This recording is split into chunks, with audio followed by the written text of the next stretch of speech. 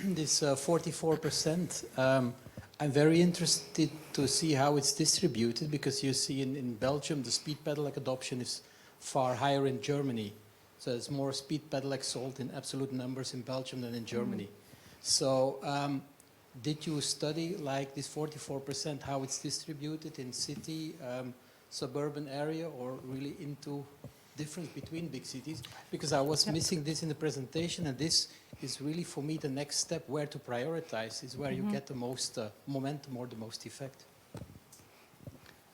I think, would you like to, or, I mean, we have the data to evaluate which vehicles would be most suitable for which trips in which regions. And then we could also answer this. We did not prepare this now, but the data is there and we could evaluate this, yeah. And that speed pedelecs are not so much sold in Germany is obviously because speed pedelecs are excluded from bike lanes in Germany, and that's why they are not used. No? Okay, question at the back there.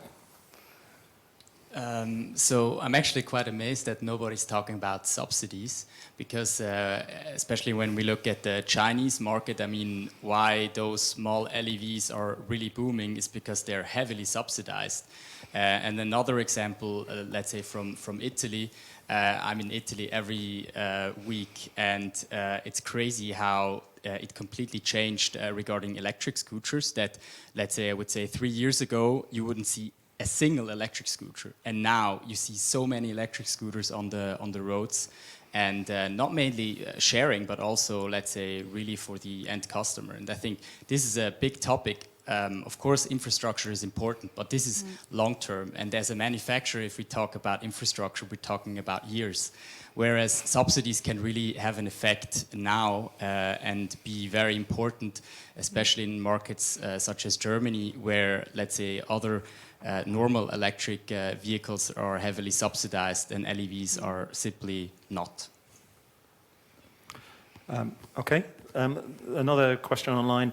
Can LEVs be rolled into automotive original equipment manufacturer compliance regulations, lowering the OEM's CO2 statistics, but also increasing the LEV uptake with incentives? I think that's a slightly convoluted but clever way of saying, can we subsidize CO2 emissions across, between vehicle types? Jan, do you have an opinion on that? It's a difficult, it's a mixed question. I think in other words, can we incentivize manufacturers through clever maneuvers to make them make the right vehicles, I think is the gist of that. Yeah, but the suggestion is that the right vehicle would be the one with the lowest emissions, since reducing the weight has such a huge impact, so I wouldn't subsidize, or I wouldn't use that as the first argument, maybe just having a vehicle that has the potential, and then I'm talking for the European case, to get people out of the car, to convince people that are the vehicles that should be subsidized first. I know something like this, Chris, happened and then unhappened under Trump in the States. The manufacturer's average mileage, or, MPG, for its production range, and Trump removed that, and they stopped producing or reduced production of the smaller, more efficient vehicles. Do you see that as being the sort of thing that might be able to help LEVs? Yeah, I think maybe a better analog is certain states, California, have had zero emission vehicle mandates, right? So that some portion of your vehicles that you sell in your in the state shall be zero emission vehicles, electric cars. So that's the electric car argument, and that presumably stimulated some of the electric car development of the big OEM manufacturers, notwithstanding, electric vehicle only manufacturers, right?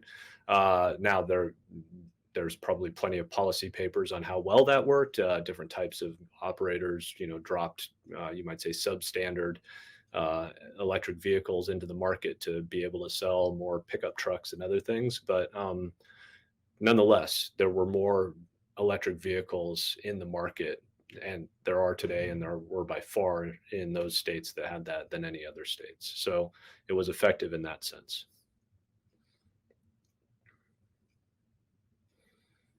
the future of LEV research. And Laura, do you have any opinions on what research you would like to do in this field?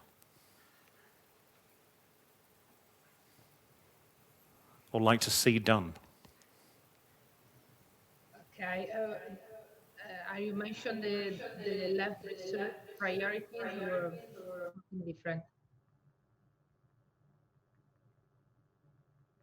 Did I not understand you correctly there? I didn't quite hear what you said. Okay. Can you repeat the question, please? We were looking at what are the priorities for LEV research, and you know what's most pressing to do now. What new information is needed? What question? How would you see that? Okay. I think I agree with the speakers in the panel that mentioned that we already have we have already seen improvements in research and lab regarding enhanced lifespan, durability, efficiency, and now we need to start to use massively this vehicle, I think, in order to see what issue might can be seen in this adoption of in this massive adoption of vehicle. I don't think that we need to stop and do some research before trying to push the adoption of LEV. I think that the research should be done also on real use case scenario of adoption of LEV. At the end of the morning, I think, and certainly at lunchtime, there were some of us discussing that we need some large-scale trials of the larger LEVs, which don't seem to have happened in many places. I know, for instance, Chris, I think it's in Georgia, there's a town, is it called Peachtree, which, when it was built within a complete network of bike lanes, essentially. But you're not allowed to go into the center of town, except on a golf cart, what is effectively a golf cart. And I'm wondering, do we need to see that sort of experiment more widely conducted? I'm not terribly familiar with that, although I think I drove by that last weekend in Georgia. But there are communities that are basically full-size car-free in the city centers in the U.S. And I think Europe is far ahead of us on some of those car-free zones that still allow what we might call micromobility type of modes of transportation. I think that's a tremendously interesting area to see if it nudges people again toward owning these vehicles or sharing these vehicles or getting rid of cars. One of the when we think about an e-bike, and this is something I talked to a journalist last week on, is an e-bike really is not. I don't want to say this completely on the record, so to speak, but an e-bike ride is, in the US at least, rarely going to force someone or cause someone to forego car ownership, okay, in most North American cities, because it can't meet all of these travel demand needs that were presented earlier, all of these distances and environmental conditions. A cargo e-bike could replace a car. And so I think of e-bikes as trip replacers, a cargo e-bike as car replacers. And then you can go up the scale of light electric vehicles, and the further you get up the weight and speed and range scale, the closer you get to a car replacer. So I think that that's an important part of understanding how a city is built and what types of options are available for that city. All the way back to my first comment, I think, was that we need to have these multimodal systems, and owning an electric car would not be the worst thing as long as you didn't use it for every single trip, right? If I may just jump in there, Yep. I just wanted to quickly say the question was very much earlier also, do we need more research to go ahead? I would say it's not an either-or question, but I would very much call for a really detailed evaluation of all the things that we could try. So if we say, okay, for example, 50% of all the incentives Germany is throwing at electric cars at all different levels of industry support, city support, individual purchase, you name it, let's just take away half of that and run some of those pilots in some regions at scale, but really evaluate what are the things that work, where do they work, which are kinds of people switch for what trips, in which areas, under which conditions, and do more of that. So I think it's very much a question of the rollout and the research going hand in hand. And I think that could be a very powerful kind of positive circle that could happen to really show the evidence of how those things work and how they reduce more emissions than just making people switch from their cars to electric cars. But it's really hard because the kind of socio-technical system of automobility is so entrenched, people can't even think, but how can you be without a car? So it really requires a lot of push and pull. And I think we should study how well it works and do more of it where it works really well. Thank you very much. I was going to ask you this as a question, but I actually think it's non-contentious. We all know we've discussed whether there should be, because there isn't, an LEV research network, a professional area here.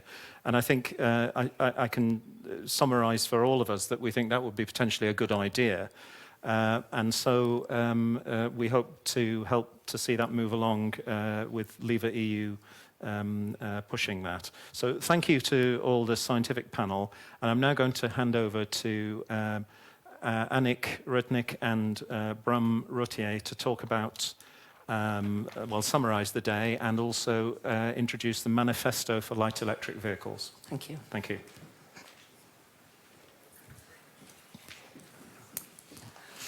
Thank you. Thank you all. Very briefly, since Brendan was mentioning a research network based on the DLR research, we have developed a very brief and simple manifesto and invited everybody who was on the panel whether they could endorse the manifesto. The idea is also to find further researchers to endorse the manifesto. So this is the first few people who have accepted to sign it. So therefore, hypothetical signature from you on the internet. But may I ask Jan and Bram to come and sign?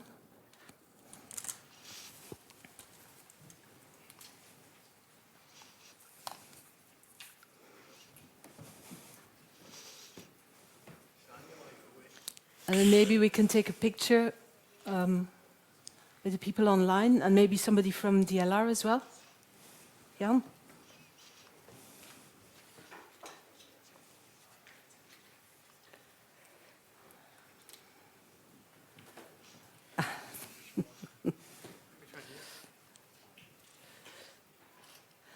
Can we take a picture, make sure that the people from who are online are also together with us? Is that not possible technically? Stefan, wil je... Aan de andere kant van de mensen. Yes, okay.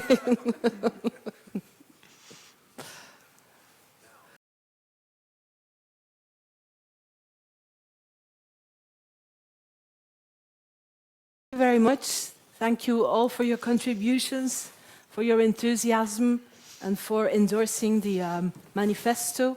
And we hope this is the start of a long and beautiful friendship, if I may paraphrase a movie. Bram will now move on to the conclusions on this session.